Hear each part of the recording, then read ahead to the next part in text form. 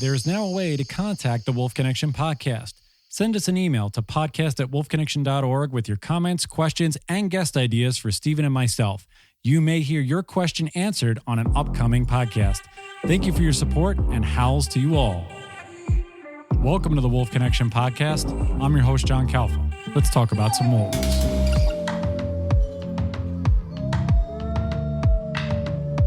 Delighted to have our PAC services manager at Wolf Connection, Elena Albanese, to share her wolf tale with all of you.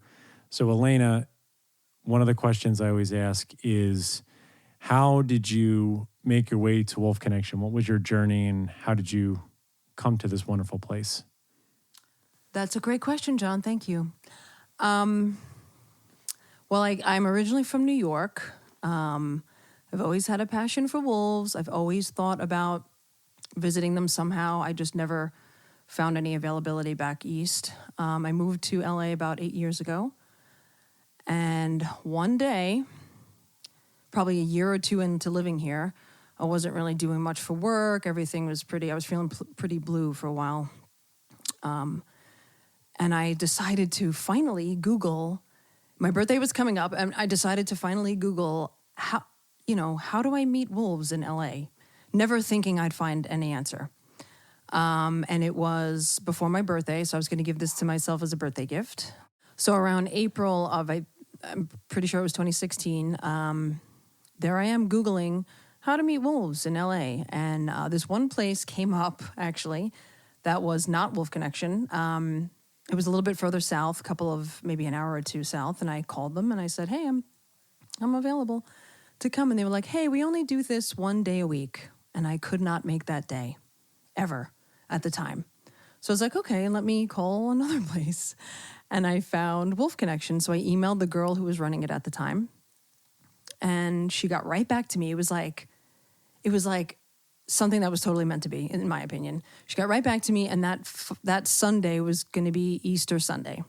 So it was a Wednesday when we were corresponding, and we were just back and forth. We had great connection, and I was like, I love this place. I love this girl. This is great. And she said, oh, okay, Sunday we have a walk. I don't know what it was called back then, just like a regular, wolf day. Like you can just hang out with the wolves for a couple of hours. So I paid the ticket. I couldn't wait, and I showed up on Sunday. There was like 4 other people. And I got to meet everybody, and we did like a tour, and I got to go in habitats. It was incredible. And I just remember being like super elated. And I asked the people that were like running the place at the time, running the event. And I was like, how do you do this for a living? I just never thought, I never felt that way. So I didn't know how anybody could ever get into this. Like, did you go to school? And they were like, no, you can just start volunteering. And I swear, I never left. That was April something of 2016. I started volunteering. I was in the next group of volunteers.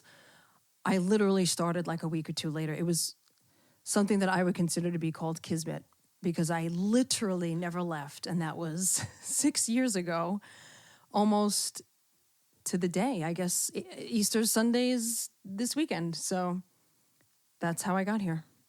And so since you've been here, what's something or some of the things that you've noticed that have changed within you in what you've learned and in the experiences that you've gone through? The first thing that comes to mind is patience. That was never my jam. So I had a problem with patience. I just never had any. And at Wolf Connection, you have no choice but to be patient. Things don't, happen right away. It was always in me. I just could never embrace it. So that was like a number one lesson for me. This is the only thing I've ever been 1,000 million bazillion % committed to. I've had jobs in the past that I was like, okay, I'm really good at this, but boy, do I hate it. And people would tell me that too. They're like, your passion, you should be something with animals. And I was like, I don't know what that looks like, because the only animal I've ever adored my entire life was a wolf. And I never thought that there could be a job. I guess patience, commitment, and passion. Like those are three biggies for me that I was always trying to search for. And I felt right at home when the minute I got on site. I don't know how to explain it. I just felt like these were my people, this was my pack, and it was life-changing, to say the least.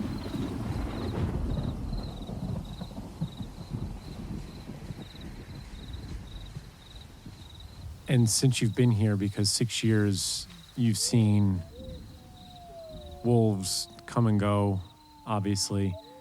Is there a particular wolf that has stuck with you, that has made a certain connection or has really done something for you that you would have otherwise not anticipated when you started?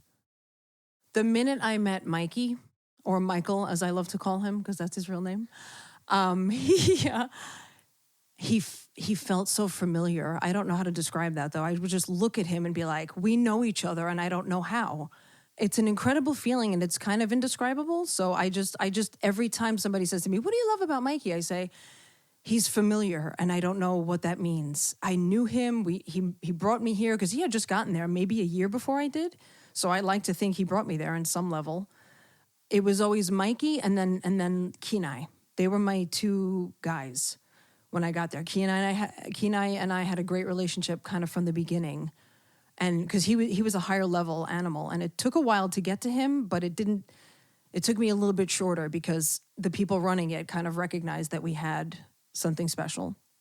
And it still continues to this day. I'm the luckiest person on earth, in my opinion. I couldn't have dreamed this. So Mikey and Kenai are my two loves. I love them all, clearly I do, but there's just special connections that you have with some of them that are just indescribable in my opinion. So my heart lies with them. With your connections with Mike and Kenai, have they taught you anything over the course of your relationship and the bond that you've created with both of them? Yeah, well, I'm lucky to say that it's been 6 years and counting with both. I'm well aware. I'm smart enough to know that can change at any moment because things like that change here a lot, pretty fast. So I don't take anything for granted.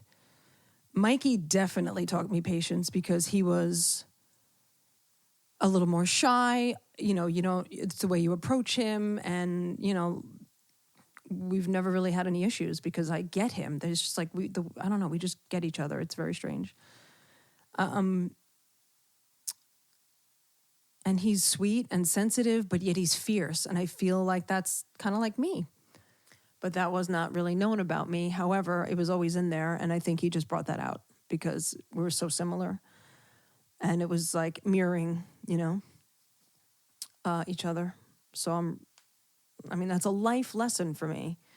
Mikey would look, quote unquote, let's say timid to the world, but he was fierce, and he could be fierce, and he would show it only when necessary. And I can definitely relate to that. And Kenai he's the male alpha of the pack now, but he wasn't at the time. And Kenai and I related on a different level because I would watch the anxiety he had about whether it was being leashed or, he was spooked about something. But I'd watch him work through it. And that's exactly what I was before I came here. I had a ton of anxiety for whatever reasons from years ago. And, I had to work through it too. But I guess when you watch an animal do that, that's so close to your heart, it just changes you.